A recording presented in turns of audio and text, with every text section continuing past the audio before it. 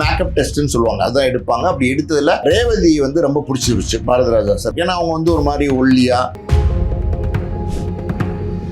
Revathi portion வச்சு நான் எடுக்க ஆரம்பிச்சிடுறேன். ஹீரோ வந்து நம்ம நடுவில் தேடிட்டே இருக்கலாம். கிடைச்சோன்னே கூட்டத்துக்கு முன்னாடி வர முடியாம ஒரு கை, சார் எனக்கு ஒரு ஆட்டோகிராஃப் போட்டு கொடுங்க, அந்த கையை தூக்கிட்டு ஆட்டோகிராஃப் கேட்குற அந்த பையனை கூட்டுவாங்க அப்படிங்கிற உடனே அவர் வந்து அந்த கூட்டத்திலேருந்து வராரு பாண்டியன். அவன் ஒரு வளையல் கடை பையன் சார், அவனுக்கு என்ன நடிக்க தெரியும், அவன் எப்படி நடிச்சிட போறான். 250 நாள் போச்சு, தமிழ்நாடு ஃபுல்லா மண் வாசனை பாண்டியன் வந்து தமிழ் சினிமாவுக்கு அறிமுகமானார். விஜயகாந்த், ராதா ரவி, வாகை சந்திரசேகர், தியாகு, பாண்டியன், இவங்க 5 பேரும் பஞ்ச பாண்டவர்கள் மாதிரி சினிமாவில் வந்து பார்த்தீங்கன்னா பந்தய குதிரைன்னு ஒரு படம் வந்து தயாரிச்சாரு. அது ஒரு 85% முடிஞ்சு படம் அப்படியே நின்று போச்சு. அன்னைக்கெல்லாம் பார்த்தீங்கன்னா ஒரு 25-30 லட்சம் அதில் போட்டு வட்டி கட்ட முடியல. கடன்காரங்கள் தொடர்ந்து வந்து பாண்டியன் ஃபோன் பண்ணுறாங்க, எப்போ காசை கொடுப்பீங்கன்னு. ஸோ இது பாண்டியன் மன உளைச்சல் பிரச்சனைனால என்ன ஆரம்பிச்சாருன்னா,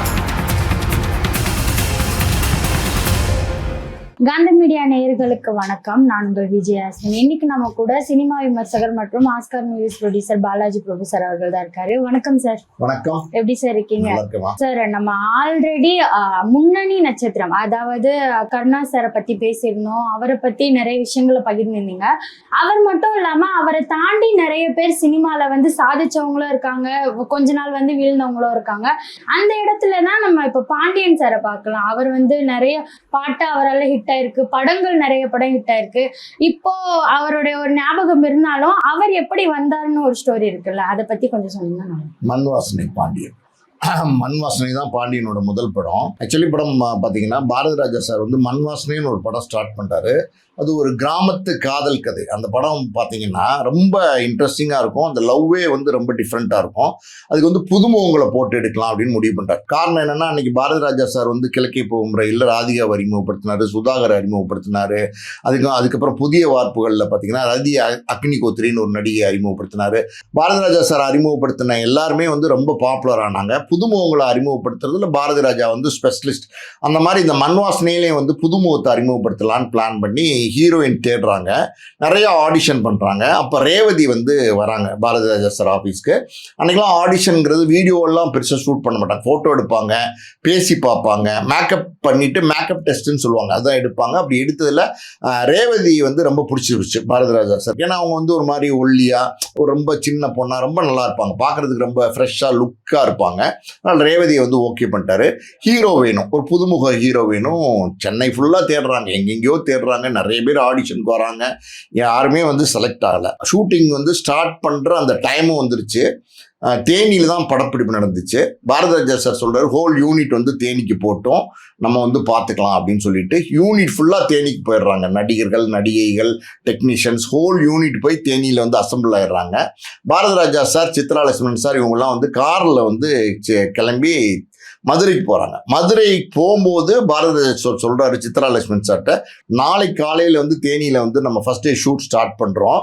அந்த காலையில் வந்து நம்ம ஸ்டார்ட் பண்ணுறதுக்கு முன்னாடி நம்ம மதுரையில் வந்து ஒரு நாள் நம்ம தங்கி ஆடிஷன் பண்ணி பார்ப்போம், அங்கே இருக்கிற காலேஜில் எல்லாம் போய் தேடி பார்ப்போம், யாராவது ஒரு யங் பாய் கிடைக்கிறானா அப்படின்னு பார்ப்போம் அப்படின்னு ட்ரை பண்ணுறாங்க. ஏன் மதுரையில் உள்ள காலேஜை பார்க்கலான்னு முடிவு பண்ணாங்கன்னா, மதுரையில் உள்ள காலேஜில் படிக்கிறவங்கலாம் பார்த்திங்கன்னா கிட்டத்தட்ட தேனி, அப்புறம் பார்த்திங்கன்னா இந்த கம்பம், உஸ்லம்பட்டி, அப்புறம் வந்து சிவகங்கை, மேலூர், விருதுநகர், இப்படி ஏரியாக்கள்லேருந்து வந்திருப்பாங்க. அவங்களே கிராமத்துலேருந்து வந்திருப்பாங்க. அதனால் யாராவது நல்ல ஆள் கிடைக்குமான்னு ட்ரை பண்ணுறாங்க. மதுரையிலையும் தேடி பார்க்குறாங்க. மதுரை காலேஜ்லேயும் யாருமே வந்து பாரதிராஜா சார் நினச்ச மாதிரி ஒரு ஹீரோ கிடைக்கல. அப்போ பாரதிராஜா சார் வந்து சொல்கிறாரு சித்ரா லட்சுமணன் சார்கிட்ட, நாளைக்கு நம்ம வந்து நினச்ச மாதிரி ஷூட்டிங் ஸ்டார்ட் பண்ணிடலாம், ஏன்னா ஃபஸ்ட்டு டே ஷூட்டிங் தள்ளி போட வேண்டாம், ரேவதி போர்ஷன் வச்சு நான் எடுக்க ஆரம்பிச்சிடுறேன், ஹீரோ வந்து நம்ம நடுவில் தேடிட்டே இருக்கலாம், கிடைச்சோன்னே ஹீரோவை ஜாயின் பண்ணிக்கலாம் அப்படின்னு சொல்லி பிளான் பண்ணுறாங்க. அங்கேருந்து மதுரையிலேருந்து தேனி கிளம்புறாங்க. கிளம்பும் போது பார்த்தீங்கன்னா எல்லாரும் போய் மீனாட்சி அம்மன் கோயிலில் வந்து சாமி கும்பிட போகிறாங்க. பொதுவாக பார்த்தீங்கன்னா மதுரைக்கு போனால் மீனாட்சி அம்மன் கோயிலில் சாமி கும்பிட போவாங்க, வழக்கமாக உள்ளது தான். அப்படி சாமி கும்பிட போகிறாரு. போயிட்டு சாமி கும்பிட்டு வெளியில் வரும்போது பார்த்தீங்கன்னா பயங்கரமான ஃபேன். பாரதிராஜா சார் வந்து ஒரு ஹீரோக்கு என்ன ஃபேன் வேல்யூ இருக்குமோ அந்த அளவுக்கு வந்து பாரதிராஜா சார்னா அன்றைக்கி வந்து ஒரு ட்ரெண்ட் செட்டிங் டைரக்டர். மக்கள் பாரதிராஜா சாரை பார்த்தோன்னே ஏய் பாரதிராஜா சார் வந்திருக்காரு, பாரதிராஜா சார் வந்திருக்காருன்னு சொல்லி அங்கிருந்த கடையில் உள்ளவங்க சுற்றி அந்த கோயிலுக்கு சாமி கும்பிட வந்தவங்க எல்லாம் சேர்ந்து ஒரு 60 பேருக்கு மேலே பாரதிராஜாவை சுற்றி நின்று ஆட்டோகிராஃப் கேட்க ஆரம்பிக்கிறாங்க. இப்போ செல்ஃபி எடுக்கிறாங்கல்ல, அப்போல்லாம் ஆட்டோகிராஃப் கேட்பாங்க. ஏதோ ஒரு துண்டு காகிதத்தை எடுத்துகிட்டு போய் ஆட்டோகிராஃப் கேட்பாங்க. சார் எனக்கு ஒரு ஆட்டோகிராஃப்னு கேட்குறாங்க. பாரதிராஜா சார் போட்டு கொடுத்துட்டே இருக்காரு. அந்த மாதிரி அந்த கூட்டத்துக்கு பின்னாடி கூட்டத்துக்கு முன்னாடி வர முடியாம ஒரு கை, சார் எனக்கு ஒரு ஆட்டோகிராஃப் போட்டு கொடுங்க, சார் எனக்கு ஒரு ஆட்டோகிராஃப் போட்டு கொடுங்கன்னு ஒரு கை மட்டும் தெரியுது. பாரதிராஜா சார் குரல் மட்டும் கேட்குது. பாரதிராஜா சார் அந்த கையை பார்க்குறாரு, அந்த குரலை கேட்குறாரு. உதவியாளரை கூப்பிட்டு அந்த கையை தூக்கிட்டு ஆட்டோகிராஃப் கேட்குற அந்த பையனை கூட்டுவாங்க அப்படிங்கிறாரு. உடனே அவர் அந்த கூட்டத்திலேருந்து வராரு. பாண்டியன் யார் அப்படின்னா, மதுரை மீனாட்சி அம்மன் கோயில் சுற்றி கடைகள் இருக்கும். அதில் வளையல் கடை வச்சிருந்தவர். அன்னைக்கெல்லாம் பார்த்தீங்கன்னா வளையல் போட்டுக்கிறதுக்கு பெண்கள் ரொம்ப ஆசைப்படுவாங்க. இப்போ கூட இருக்குது, கிளாஸ் வளையல், கண்ணாடி வளையல்லாம் போட்டுப்பாங்க. கோயில் சுற்றி வளையல் கடை வச்சிருக்கிற நிறைய பேர் இருப்பாங்க. அதில் ஒரு ஆள் தான் பாண்டியன், வளையல் கடை வச்சிருந்தவர் தான். அவரை பார்த்தோன்னே பாரதிராஜா சாருக்கு பிடிச்சி போயிடுது. ரொம்ப டிஃப்ரெண்ட்டாக இருக்கான் அந்த பையன். நம்ம நிறைய இடம் தேடி பார்த்தார்ல, எதுவுமே அமையலை. இந்த பையன் நல்லா இருக்கானே அப்படின்னு சொல்லிட்டு பாண்டியன்ட்ட கேட்குறாரு, தேனிக்கு நான் போகிறேன் ஒரு படப்பிடிப்பு ஷூட்டிங், வரையாடா அப்படின்னு கேட்கும்போது, யாராவது டேரக்டர் பாரதிராஜா வரையான்னு கேட்டால் இல்லைன்னு சொல்லுவாங்களா? வரேன் சார் அப்படின்னு சொல்லிட்டு அப்படியே காரில் ஏறுறாரு. நேராக தேனிக்கு போகிறாங்க. அடுத்த நாள் ஷூட்டிங். போனோன்னா அந்த பாண்டியனை தங்க வைக்கிறாங்க ஹோட்டலில். காலையில் பார்த்தீங்கன்னா குளிச்சு பாரதிராஜாஸோட பாண்டியனும் கிளம்பி வரார் ஷூட்டிங் ஸ்பாட்டுக்கு. கேமரா பார்த்தீங்கன்னா அந்த புழுதி காட்டில் அந்த கிராமத்தில் கேமரா வைக்கிறாரு. சீன் எப்படின்னா ஹீரோ ஹீரோயினுக்குள்ள சீன். இப்போ உதவியாளர்கள்லாம் கேட்குறாங்க, சார் ஹீரோயின் மட்டும்தான் இருக்காங்க, ஹீரோ தான் நம்ம இன்னும் செலக்ட் பண்ணலையே, ஹீரோயின் சீனை இப்போ எடுக்க போகிறதா நீங்கள் சீன் பேப்பர் கொடுத்துருக்கீங்களே அப்படின்னு கேட்குறாங்க உதவியாளர்கள். அப்போ பாரதிராஜா சொல்கிறாரு, இந்த நேற்றுக்கு பார்த்தான்ல அந்த வளையல் கடை பையன், அவன் தான் ஹீரோ அப்படிங்கிறார்.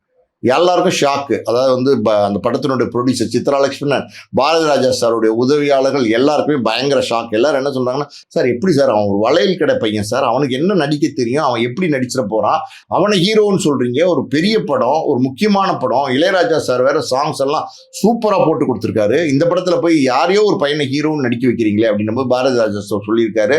அவன் தான் ஹீரோ அப்படின்னு சொல்லிட்டு அவனை நடிக்க வச்சிருக்காரு. யாரு? பாண்டியன் நடிக்க வச்சிருக்காரு. பாண்டியன் பாரதிராஜா சார் என்ன நினைச்சாரோ அதை விட பல மடங்கு நடிக்க ஆரம்பிச்சிட்டாரு, பிரமாதமா பண்ண ஆரம்பிச்சிட்டாரு. ஸோ 2 நாள்ல எல்லாருமே எப்படின்னா, சார் உங்க செலெக்ஷன் கரெக்டு தான், சூப்பரா இருக்காரு, நல்லா நடிக்கிறாரு அப்படின்ற மாதிரி பாரதிராஜா சாரை பாராட்ட ஆரம்பிச்சிட்டாங்க. அந்த படத்துல பெரிய பிளஸ் என்னன்னா, இளையராஜாவோட சாங்ஸ். அந்த முதல் படம் அதுல பாத்தீங்கன்னா ஒரு சாங் இருக்கும், பொத்தி வச்ச மல்லிகை முட்டு பூத்திருக்கு வெட்கத்தை விட்டு. அந்த சாங் காதில் கேட்டுச்சுன்னா அந்த சீன் ஞாபகத்துக்கு வரும். ஏன்னா அவ்வளோ அருமையாக பிக்சரைஸ் பண்ணியிருப்பாரு பாரதிராஜா சார். ஒரு கிணத்துக்கு கீழே ரேவதி இருப்பாங்க, பாண்டியன் கிணத்துக்கு மேலே கயிறை வச்சு அப்படியே தூக்குவார். அப்போ அந்த சாங் பேக்ரவுண்ட் மியூசிக்கோட ஹம்மிங்கோட ஸ்டார்ட் ஆகும். இன்னைக்கு வரைக்குமே ஆமாம்மா, இன்னைக்கு வரைக்கும் அந்த சாங் ஒரு ட்ரெண்டிங். அதை இப்பயும் எல்லாரும் பார்த்தா ரசிக்கக்கூடிய ஒரு பாடல். அது ஹிட் ஆச்சு. அதே மாதிரி பார்த்தீங்கன்னா அப்படியே பாண்டியன் நடந்து வந்துட்டு இருப்பாரு, அரிசி குத்துவாங்க. அப்போ அந்த இடத்துல இப்படி திரும்பி பார்ப்பாரு, ரேவதியும் அரிசி குத்திட்டு இருப்பாங்க. அப்போ பாடுவார், அரிசி குத்தும் அக்கா மகளே. எல்லா பாட்டும் ஹிட்டுமா.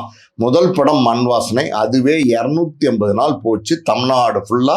அப்படிதான் மண் வாசனை பாண்டியன் தமிழ் சினிமாவுக்கு அறிமுகமாக. சார் இதை தாண்டி இப்போ பாரதிராஜா சார் நிறைய பேரை இன்ட்ரடியூஸ் பண்ணியிருப்பாரு. அவர் ஃபர்ஸ்ட் படத்திலேயே புதுசா வந்தவங்கலாம் இப்போ பாண்டியன் சார் மாதிரி ஹிட் ஆனவங்களும் இருக்காங்கல்ல, அதுக்கெல்லாம் பின்னாடி புதுசா நடிக்க வந்தவங்களுக்கு அந்த சினிமா மேல உள்ள இன்ட்ரெஸ்டா, இல்ல பாரதிராஜா சார் எடுத்தாலே அது பெர்ஃபெக்டா பண்ணிடுவாங்கன்ற ஒரு பேர் இருக்கா? பாரதிராஜா சார் ஒருத்தவங்க போனாங்கன்னா அவங்க நடிக்க வைக்காம விட மாட்டார். நீங்க ஒரு கல்லை கொண்டு போய் கொடுக்குறீங்கல்ல, அந்த கல்லை தானே ஒரு நல்ல சிற்பி சிற்பமா வடிக்கிறான், ஒரு அழகான சிலையா வடிக்கிறான். ஸோ அது அந்த ஒரு கல்லு, அந்த சிலை வடிக்கிற அந்த சிற்பி அவனுடைய திறமையால அது ஒரு அழகான சிலையா மாறுற மாதிரி பாரதிராஜா சாருடைய அறிமுகம். அவர் ஒருத்தரை நடிக்க வைக்கணும்னு நினைச்சாருன்னா, அவர் என்ன நடிக்கணும்னு நினைக்கிறாரோ, அவர் எப்படி எடுக்கணும்னு நினைக்கிறாரோ அதை அவங்க கிட்ட உறிஞ்சி எடுத்துருவார், அதான் எக்ஸ்ட்ராக்ட் பண்ணி எடுத்துருவார். அந்த திறமை பாரதிராஜா சார் கொண்டு. பாரதிராஜா சார் ஏகப்பட்ட பேரை அறிமுகப்படுத்தியிருக்காரு. அவர் ராதா, ரதி அக்னிகோத்ரி, அப்புறம் பார்த்தீங்கன்னா ரேவதி, ரமா, சுகன்யா, இப்படி பல பேர் பாரதிராஜா சார் அறிமுகப்படுத்திட்டாரு. ஆமா ஹீரோஸே நீங்க எடுத்துக்கிட்டீங்கன்னு வச்சுக்கோங்களேன், நிலகல் ரவி, விஜயன், சுதாகர், கார்த்திக்கு, நெப்போலியனு, பாண்டியன், இப்படி பல பேரை ஹீரோ அறிமுகப்படுத்திருக்காங்க. எல்லாருமே தமிழ் சினிமா உலகத்துல பெரிய ரவுண்ட் வந்திருக்காங்க. ராதா அவங்க அலைகள் ஓய்தலையில் பாரதிராஜாவோட அறிமுகம் தானே. எவ்வளோ பெரிய ஹீரோயினா தமிழ் சினிமாவை ஒரு கலக்குனாங்கல்ல ராதா, அந்த ஹீரோயினை அறிமுகப்படுத்தினதும் பாரதிராஜா தான். பாரதிராஜா சார் அறிமுகப்படுத்துற எல்லாருமே ஹிட்டுமா. அன்னைக்கெல்லாம் பார்த்தீங்கன்னா எப்படியாவது பாரதிராஜா சார் படத்தில் நம்ம நடிச்சிட மாட்டோமா அப்படின்னு ஏங்கிட்டு இருந்தாங்க நடிகர்கள்லாம். அந்த வரிசையில் அவர் தொட்ட எல்லாருமே வந்து சூப்பர் ஸ்டார்ஸ். சார் நீங்க சொன்ன மாதிரி அப்பெல்லாம் பாத்தீங்கன்னா ஒரு வளையல் கடை வச்சிருந்தா டக்குன்னு பார்த்தா இவன் தான் ஹீரோ, ஏதாச்சும் கடையில வேலை பார்த்திருந்தா இப்படி டக்குன்னு பார்த்தா அவங்க தான் ஹீரோயின் அப்படின்னு சொல்லிட்டு எடுத்த டிரெக்டர்ஸ் எல்லாம் போட்டுருவாங்க. இப்ப நம்ம பாரதிராஜா சார் மாதிரி போட்டுருவாங்க. ஒரு ப்ரொடியூசரா இருந்து இந்த காலகட்டத்துல அதே மாதிரி இருக்கா அப்படின்றது உங்களுக்கு தோணுதா? எல்லாம் தாராளமா வந்து எந்த காலகட்டத்திலையும் வந்து நீங்க புதுமுகத்தை அறிமுகப்படுத்தும் போது அந்த இயக்குனர் சரியா பயன்படுத்தினா அந்த புதுமுகம் பெரிய ஆளா வருவார். எல்லாருமே புதுமுகமா அறிமுகமானவங்க தான். எம்ஜிஆர் முதல் படம் நடிக்கும்போது புதுமுகம், சிவாஜி புதுமுகம், ரஜினி, கமல், விஜய், அஜித் எல்லாருமே புதுமுகம். யாரும் வந்து பழைய முகமா பிரபலமான முகமா இருந்து நடிக்க வரது இல்லைல்ல, எல்லாருமே புதுமுகம் தானே நடிக்க வராங்க. ஒரு சரியான இயக்குனர் அவர் வந்து சரியா அந்த நடிகரை பயன்படுத்தினா நிச்சயமா அந்த நடிகர் வந்து ஒரு பெரிய ஸ்டாரா மாறுவார். பாண்டியன் சார் வந்து எந்த அளவுக்கு அவரை ரசிச்சு பார்த்தோமோ அதே அளவுக்கு அவரோட இறப்பு வந்து ரொம்பவும் வருத்தத்துக்குள்ளாக்கிச்சு. அது எப்படி நடந்துச்சு அப்படின்றது தெரியும். பாண்டியன் வந்து மண் வாசனைக்கு அப்புறம் பெரிய ஒரு பிஸியான நடிகராக மாறிட்டார். நிறைய படங்களில் பாண்டியன் நடிச்சிருக்காரு. 75 படங்களுக்கு மேலே பாண்டியன் நடிச்சிருக்காரு. அந்த காலத்தில் பாண்டியன் நடித்த படங்கள் எல்லாமே நல்ல படங்கள். சிறையில் நடித்தார், வாழ்க்கையில் நடித்தார், மருதானின்னு ஒரு படம் நடித்தார், குரு சிஷ்யன் அதில் வந்து ரஜினிகாந்தோட தம்பியாக நடித்தார், ஊர்காவலனில் நடித்தார். அதுக்கப்புறம் பார்த்தீங்கன்னா பூந்தோட்ட காவலக்காரனில் விஜயகாந்த் படத்தில் நடித்தார். நிறைய படங்களில் வந்து பாண்டியன் நடித்தார். பாண்டியனை போட்டு ஒரு படம் எடுத்தீங்கன்னு வச்சுங்களேன், ஒரு பட்ஜெட்டில் படம் எடுக்கலாம். அந்த பட்ஜெட்டில் எடுத்தா பாண்டியன் படம் அது நிச்சயமா ஒரு நல்ல வியாபாரம் நடக்கும். தயாரிப்பாளருக்கு ஒரு 1.5 லட்ச ரூபா 2 லட்ச ரூபா லாபம் கிடைக்கும். நான் சொல்றது அந்த காலத்துல 80களில் 1.5 லட்ச ரூபா 2 லட்ச ரூபா லாபம் கிடைக்கும். ஒரு மினிமம் கேரண்டியான ஒரு நடிகர், மக்களுக்கு பிடிச்ச ஒரு நடிகர். மக்கள் எல்லாருமே பாண்டியன் படம்னா விரும்பி போவாங்க. வால் போஸ்ட்ல பாண்டியனை பார்த்தாலே ஏய் பாண்டியன் படம்ப்பா பார்க்கலாம், மனோசன பாண்டியன்பா அப்படின்னு வந்து தியேட்டருக்கு வந்து கூட்டம் வந்துடும். அந்த மாதிரி வந்து நிறைய வெற்றி படங்கள் வந்து பாண்டியன் வந்து கொடுத்துருக்கிறாரு. அந்த வரிசையில பாண்டியனுக்கு வந்து ஆண் பாவம்னு ஒரு படம், அது வந்து பாண்டியராஜன் பாண்டியன் 2 பேரும் சேர்ந்து நடிச்சாங்க. அந்த படம் பார்த்தீங்கன்னா ஒரு மிகப்பெரிய ஒரு பிளாக் பஸ்டர் ஹிட்டு. பாண்டியனுக்கு ஒரு மிகப்பெரிய பேரை வாங்கி கொடுத்துச்சு. அந்த காலகட்டத்தில் பாண்டியன் வந்து சொந்த படம் எடுக்கலாம் அப்படிங்கிற ஒரு முடிவுக்கு வரார். பொதுவாக நடிகர்கள் சொந்த படம் எடுத்து பெருசாக வெற்றி அடைஞ்சதே இல்லை. நம்ம உதாரணமாக சொல்லணும்னா சிவகார்த்திகேயன் சொந்த படம் எடுத்து தோத்துருக்காரு, விஜய் சேதுபதி தோத்துருக்காரு, சரத்குமார் தோத்துருக்காரு. தனுஷே பார்த்தீங்கன்னா படம் எடுத்து ஒண்டர்பேர்ட் நிறுவனத்தில் பாதியில் வந்து படத்தை க்ளோஸ் பண்ணி வச்சிருந்தார், நிறுவனம் நடத்தாமல் வச்சிருந்தார். மறுபடியும் இப்போ படம் எடுக்க ஆரம்பிச்சிருக்காரு. ரஜினியை பொறுத்த வரைக்கும் பார்த்தீங்கன்னா வள்ளி, பாபான்னு 2-3 படம் எடுத்தார். அவர் ரொம்ப ரிஸ்க்குன்னு சொல்லி ரஜினியுமே வந்து வேண்டான்னு ஒதுங்கிட்டாரு. இப்போ சொந்த படம் எடுக்கிறதுங்கிறது சொந்த காசுல சூனி வச்சுக்கிற மாதிரி. பாண்டியன் என்ன பண்ண ஆரம்பிச்சாருன்னா, அந்த ஆண் பாவம்லாம் பெரிய வெற்றி அடைஞ்சதுக்கு அப்புறம் ஆண்களை நம்பாதேன்னு ஒரு படம் எடுத்தாரு. அந்த படம் ஓரளவுக்கு ஓடிச்சு, ஆனால் பெருசா லாபத்தை கொடுக்கல, நஷ்டம்தான். அதுக்கு அடுத்து பார்த்தீங்கன்னா பந்தய குதிரைன்னு ஒரு படம் வந்து தயாரிச்சாரு. அது ஒரு 85% முடிஞ்சு படம் அப்படியே நின்று போச்சு. அன்னைக்கெல்லாம் பார்த்தீங்கன்னா ஒரு 25-30 லட்சம் அதில் போட்டு அது அப்படியே நின்று போச்சு. அதே மாதிரி பார்த்தீங்கன்னா வேற 2-3 படங்களும் பாண்டியன் வந்து தயாரிப்பு பண்ணணும்னு ஈடுபட்டார், அவர் ஹீரோவா நடிச்சு. அந்த படங்கள் எல்லாமே பார்த்தீங்கன்னா ஒரு 40% முடிஞ்சு, ஒரு 30% முடிஞ்சு அப்படி நின்று போச்சு. ஸோ தயாரிப்பாளராக பாண்டியன் வந்து ஒரு பெரிய தோல்வியை சந்திச்சாரு. வலசரவாக்கத்தில் வந்து 1.5 கோடி ரூபாய்க்கு பெரிய வீடு வச்சிருந்தாரு. சம்பாரிச்சு வாங்கின வீடு, அதை வித்தாரு, காரை வித்தாரு, எல்லாத்தையும் வித்தாரு. அது இல்லாமல் அதுக்கு மேலே பாண்டியனுக்கு கடன், வட்டி கட்ட முடியல. கடன்காரங்கள் தொடர்ந்து வந்து பாண்டியனுக்கு ஃபோன் பண்ணுறாங்க, எப்போ காசை கொடுப்பீங்கன்னு. ஸோ இது பாண்டியன் மன உளைச்சல் பிரச்சனைனால என்ன ஆக ஆரம்பிச்சிட்டாருன்னா, ஆல்ரெடி சினிமாவுக்கு வந்ததுக்கப்புறம் பாண்டியன் வந்து குடிக்கிற பழக்கம் இருந்துச்சு. இந்த பிரச்சனை வந்ததுக்கப்புறம் குடிக்கிற பழக்கம் ஜாஸ்தி ஆயிடுச்சு. அதனால பாண்டியனால தொடர்ந்து அடுத்தடுத்த படங்களுக்கு சரியா டேட்ஸ் கொடுத்து போக முடியல, நடிக்க முடியல. ஒரு தோல்வி முகத்துக்கு பாண்டியன் போனதுக்கு அவர் தயாரிப்பாளராக மாறினதுதான் ஒரு காரணம். சார் அவருக்குன்னு ஏதாச்சும் கடைசி ஆசைகள்லாம் இருந்திருக்கா? அதை எக்ஸ்போஸ் பண்ணியிருக்காரா ஏதாச்சும் ஒரு இடத்துல? ஆசைகள்னு நமக்கு தெரியல. அதாவது வந்து பாண்டியனை பொறுத்த வரைக்கும் பார்த்தீங்கன்னா, இந்த தோத்து போய் நிற்கும் போது மறுபடியும் பாரதிராஜா வந்து பாண்டியனுக்கு ஒரு மறு வாழ்வு கொடுத்தாரு. அப்படி கிழக்கு சீமைங்கிற படத்துல ஒரு முக்கியமான கேரக்டர் பாண்டியன் கொடுத்தாரு. ஒரு சாங்கே பாண்டியன் கொடுத்தாரு. அதாவது எதுக்கு பொண்டாட்டி எக்கச்சக்க வப்பாட்டி அப்படின்னு ஒரு சாங் பாண்டியன் ஆடி இருப்பார். ரொம்ப நல்லா நடிப்பார், துருதுருன்னு நடிப்பார். டான்ஸு, ஃபைட்டு, பாண்டியனோட நடிப்பு எல்லாமே வெள்ளந்தியா இருக்கும், ரொம்ப நல்லா இருக்கும். மக்களுக்கு ரொம்ப பிடிச்சிருந்துச்சு பாண்டியனை. ஆனா என்ன துரதிருஷ்டவசமா பார்த்தீங்கன்னா அந்த குடிப்பழக்கத்துல இருந்து அவரால் வெளியில வர முடியல. தொடர்ந்து அந்த பிரச்சனைகள் இருந்துகிட்டு இருந்து பாண்டியனை பொறுத்த பொறுத்த வரைக்கும் ஆசைகள்னு சொல்லாட்ட கூட 5 பேர் வந்து நெருங்கிய நண்பர்களாக இருந்தாங்க சினிமா துறையில். பல பேர் நெருங்கிய நண்பர்களாக இருந்திருப்பாங்க. அந்த வகையில் விஜயகாந்த், ராதாரவி, வாகை சந்திரசேகர், தியாகு, பாண்டியன் இவங்க 5 பேரும் பஞ்சபாண்டவர்கள் மாதிரி சினிமாவில் வந்து பார்த்தீங்கன்னா ஒரு கல்யாணத்துக்கு போகணுன்னா 5 பேரும் ஒரே காரில் போவாங்க. ஒரு ஹோட்டலில் சாப்பிட போகணுன்னா 5 பேரும் ஒன்றா போவாங்க. ஒரு வெளியூர் போகணுன்னா 5 பேரும் ஒன்றா போவாங்க. அப்படி வந்து ஒரு நல்ல ஒரு நண்பர்கள் வந்து பாண்டியனுக்கு கிடைச்சிருந்தாங்க. இவர் குடிப்பழக்கத்துக்கு அடிமையாகி கடைசி காலத்தில் கஷ்டப்படும் போது இந்த நண்பர்கள் எல்லாமே பாண்டியனுக்கு வந்து அறிவுரை சொன்னாங்க, பண உதவி செஞ்சாங்க, எல்லாமே பண்ணாங்க. ஆனால் இது எல்லாமே தாண்டி வந்து பாண்டியனால் வந்து சக்ஸஸ் பண்ண முடியல. பாரதிராஜா சார் வந்து கிழக்கு சீமையில் வாய்ப்பு கொடுத்ததுக்கப்புறம் அஜித்தோட சேர்ந்து சிட்டிசன் நடித்தார். அதுக்கப்புறம் நிறைய படங்கள், அதாவது பெரிய மருது அப்படின்லாம் படங்கள் நடித்தார். ஆனாலும் பாண்டியனால் அந்த குடியை விட்டு வெளியில் வர முடியாதனால முழுமையாக வந்து பாண்டியனால் சினிமாவில் வந்து ஈடுபடுத்திக்க முடியல தன்னால். அந்த நேரத்தில் வந்து ஒரு சிலர் அட்வைஸ் பண்ணாங்க, அரசியலுக்கு போயிருங்க, நிச்சயமாக உங்களுடைய அதாவது இங்கே விட்ட படத்தெல்லாம் நீங்கள் அரசியலில் சம்பாதிக்க முடியும், நீங்கள் அரசியலில் பெரிய ஆளாக வர முடியும் அப்படின்னு சொல்லி ஏடிஎம்கேல சேர்ந்தார். அன்னைக்கு அரசியலில் நிறைய இடங்களுக்கு எலெக்ஷன் நேரத்தில் பிரச்சாரத்துக்கெல்லாம் போனார், எல்லாம் பண்ணார். ஜெயலலிதா அம்மையார் வந்து பாண்டியனுடைய கடைசி காலத்தில் அவர் உடம்பு சரியில்லாத போது நிறைய பண உதவிகள் பண்ணாங்க. அதே மாதிரி பாரதிராஜா சார் வந்து அவர் வந்து ரொம்ப கஷ்டப்படும் போது அவர் ஆஃபீஸ்லேயே அடைக்கலம் கொடுத்தார் பாண்டியன் சாருக்கு. நீ இங்கே தங்கிக்கூடா, இங்கேயே சாப்பிட்டு இங்கேயே இருந்துக்கோன்னு சொல்லி நம்பி ஆஃபீஸ்லேயே அடைக்கலம் கொடுத்தாரு. பட் எல்லாம் மீறி அந்த கெட்ட பழக்கத்துலேருந்து வெளில வர முடியாதனால 2008 அன்னைக்கு 2008 அவர் இறந்து போயிட்டாரு.